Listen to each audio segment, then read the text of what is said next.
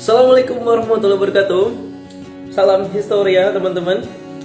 Balik lagi di channel Primo Historia, channel yang paling study friendly di dunia. Let's go to the intro.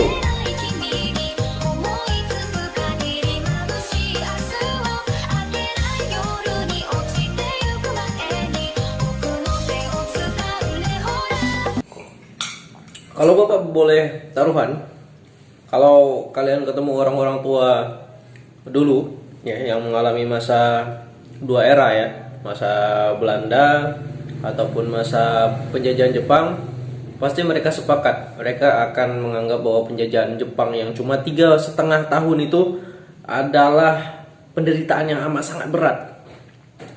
Bapak berani taruhan, kenapa? Akan kita bahas pada materi kali ini. Kita, bangsa Indonesia dengan bangsa Nippon yang sama-sama bangsa Asia mesti bekerja bersama-sama.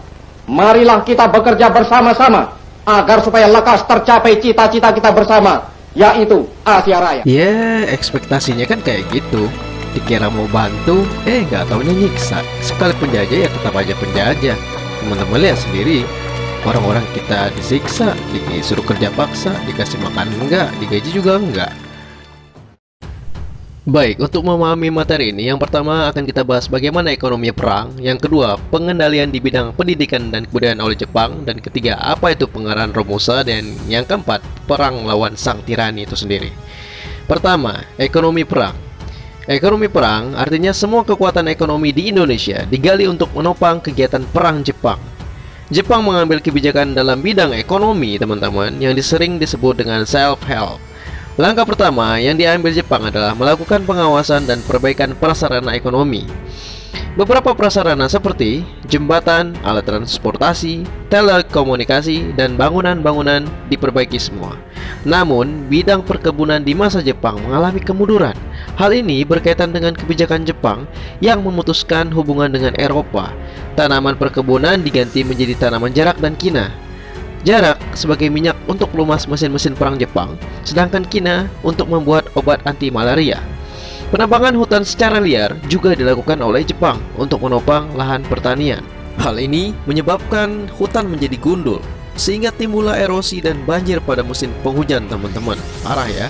Untuk mengatur penghutan dan penyaluran padi serta menentukan harganya, Jepang membentuk Sokuryo Konri Zimusho atau kantor pengelolaan pangan. Dengan ketentuan hasil, petani berhak mendapat 40%, 30% disetor kepada pemerintah melalui penggilingan yang telah ditunjuk, dan 30% sisanya untuk persiapan bibit dengan disetor ke lumbung desa. Rakyat dilarang menanam tebu dan membuat gula. Beberapa perusahaan swasta Jepang yang menangani pabrik gula adalah Meiji Seityo Kaisha. 2. Pengendalian di bidang pendidikan dan kebudayaan. Masa Jepang, jumlah sekolah dikurangi, teman-teman. Jumlah sekolah dasar menurun dari 21.500 menjadi 13.500 saja. Sekolah lanjutan menurun dari 850 menjadi 20. Para pelajar harus menghormati budaya dan adat istiadat Jepang.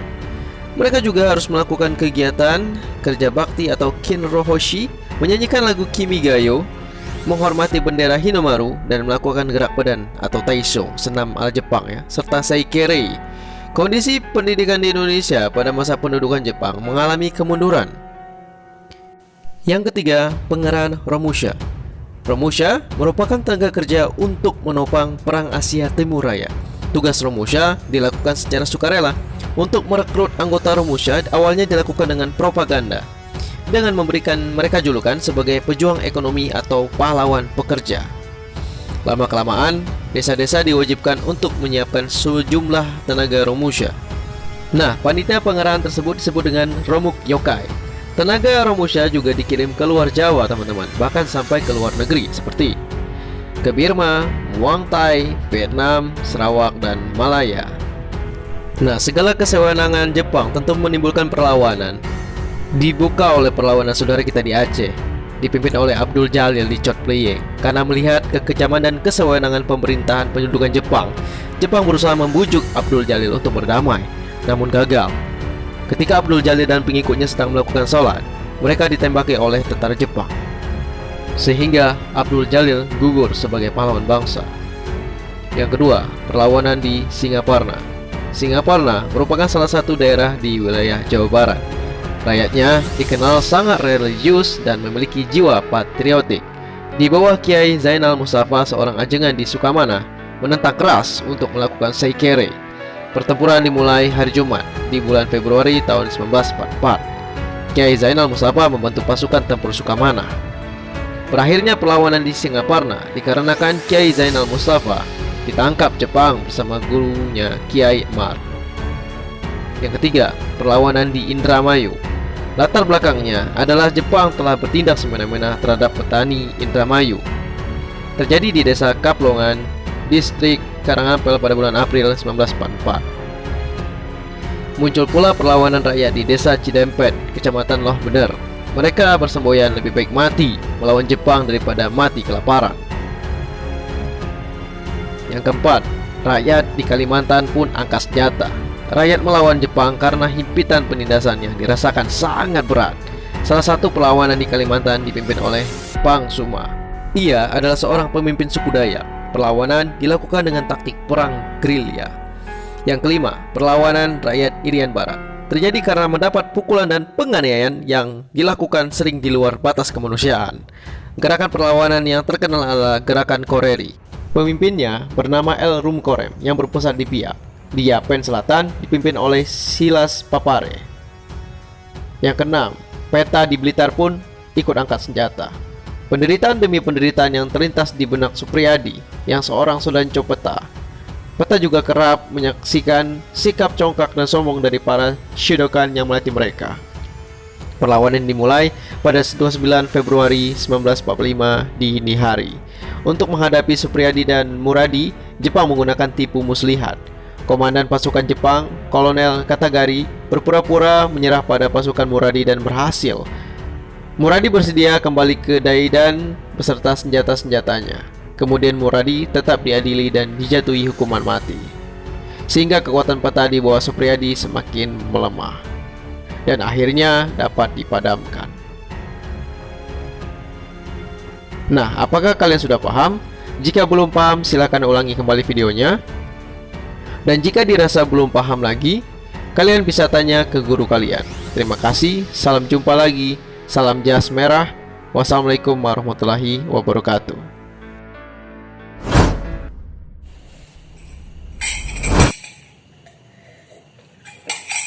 Ya, udah habis aja boy kopinya. Ya, kopi mah boleh habis, tapi rinduku kepadamu takkan pernah habis.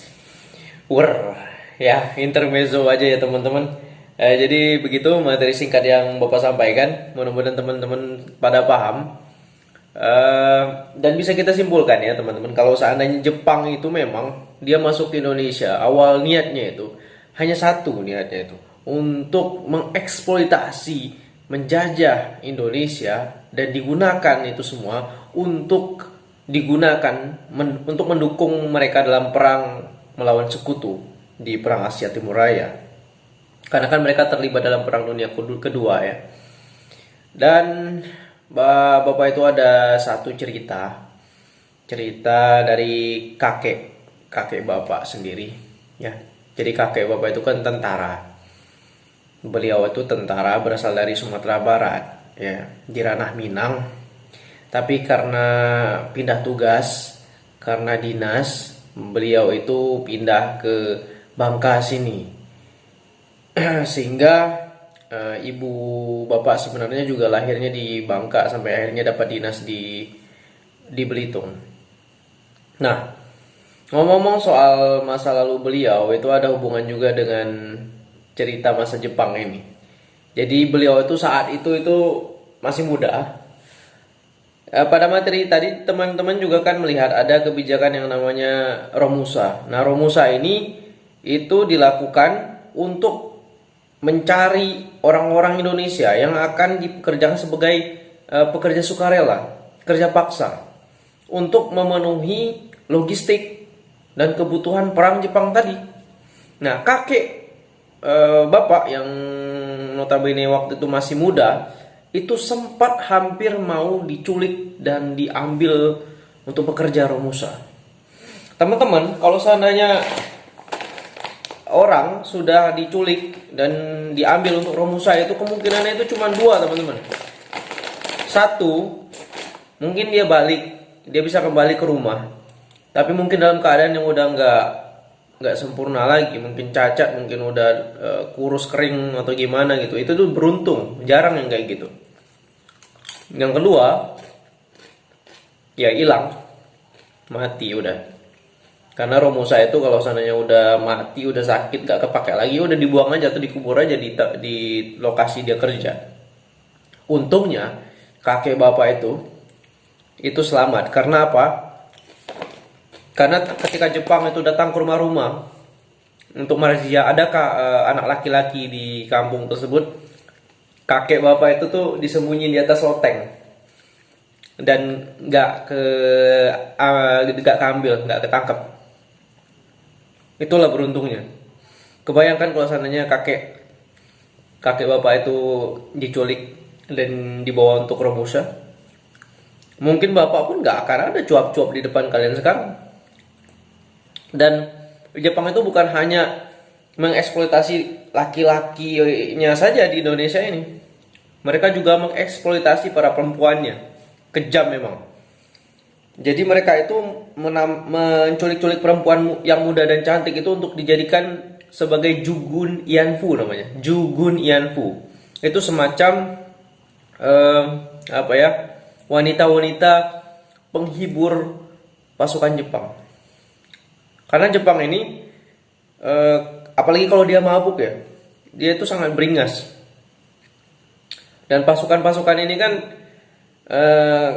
selain dia jauh dari istrinya, mungkin yang punya istri dan yang nggak punya istri kan seperti manusia, dia harus ada kebutuhan biologis yang harus terpenuhi gitu. Apalagi melecehkan perempuan pada suatu konflik perang itu adalah taktik militer sebenarnya untuk menghancurkan psikologi masyarakat yang diserang oleh mereka.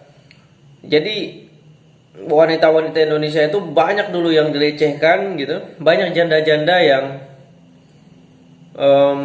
yang perempuan yang mereka ambil untuk dieksploitasi tadi secara seksual. Jadi laki-lakinya itu dikuras habis tenaganya, perempuannya juga dilecehkan secara seksualitas. Jadi itu kenapa masa Jepang ini amat berat, walaupun hanya 3,5 tahun, yang itu tadi alasannya. Belum lagi Jepang itu sering memaksakan budaya mereka yang sebenarnya tidak sesuai dengan budaya kita. Contohnya yang dibahas tadi ada yang namanya seikere. Seikere ini adalah kebiasaan untuk tiap pagi itu tunduk dan sujud ke arah matahari terbit untuk menghormati dewa mereka, dewa Jepang namanya Dewa Hinomaru, dewa matahari. Yang kalau di bendera Jepang tuh dilambangkan sebagai matahari, ada bulatan merah ya, sebagai matahari terbit. Dan tentu para kiai-kiai utamanya itu tidak setuju dengan kebudayaan tersebut karena dianggap sebagai perbuatan yang musyrik. Tentu orang Islam itu sangat menentang gitu. Apalagi mereka, budaya tersebut adalah budaya untuk menghormati yang mereka percaya sebagai Jepang, sebagai dewa matahari gitu. Tapi uniknya teman-teman, budaya seperti ini itu masih kita temukan dan terbawa hingga sekarang. Seikere itu atau kebiasaan untuk menghormati atau menunduk pada dewa matahari itu diambil bentuknya itu dalam bentuk upacara hari Senin. Nah, upacara hari Senin itu adalah bentuk lanjutan dari budaya Seikere itu tadi, tapi dalam beda format ya. Kalau dulu yang dihormati itu ada menghadap matahari terbit, kemudian ada bendera Jepang ya, bendera Hinomaru itu. Sekarang upacara bendera itu dilakukan murni hanya untuk menghormati bendera merah putih dan jasa-jasa dan menghormati jasa pahlawan kita gitu. Kemudian ada yang namanya Taiso. Nah, Taiso itu juga kebiasaan yang ditanamkan oleh Jepang pada masa pendudukan, yakni kebiasaan untuk senam. Itu bagus juga, positif sebenarnya untuk menjaga kebugaran, terutama para pasukan Jepang itu ya.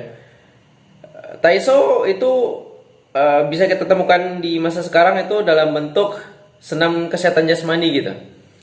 Senam beramai-ramai gitu dengan gerakan yang sama dan kompak. Nah, itulah bentuk Taiso di masa-masa sekarang. Banyak sekali sebenarnya hal-hal yang masih bisa kita temukan sampai sekarang dari pendudukan Jepang ini, baik yang negatif maupun yang positif gitu. Salah satunya seperti sistem ada RT RW, pemerintahan terkecil di sebuah wilayah. Nah, itu juga itu hasil dari pengaruh Jepang, teman-teman.